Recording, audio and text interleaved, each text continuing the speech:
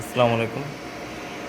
দেখতে পাচ্ছেন এটা ফ্লোর টাইপ এসি 4 টন।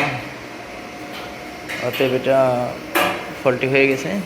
এটার পরিবর্তে হিটারজি এসি 3 টন বসলো। এটা সিলিং টাইপ। অতএব আমরা কাজ করতেছি, দেখতে পাচ্ছেন। এখন এখানে পাইপ কানেকশন হবে। আগের পাইপের সাইজ ছিল হচ্ছে 3/4 এবং হাফ, 3/4 এবং 1/2।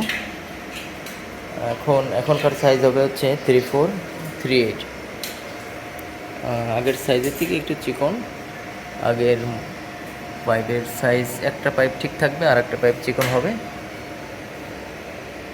তারপরে এখন এই যে ফ্লোর টাইপ এসিগুলো, এগুলো সরে যাবে। এখন একটা এসি সরে যাবে, আর একটা উপরে ঝুলন্ত অবস্থায় এসিটা দেখতে পাচ্ছেন। এটা হচ্ছে 3 টন হিটারজি ব্র্যান্ডের।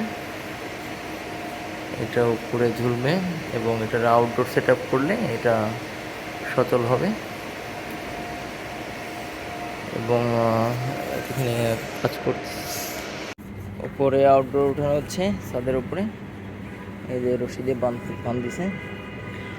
এটা আউটডোর 3 টন হিটারজি। আউটডোরটা অনেক বড়।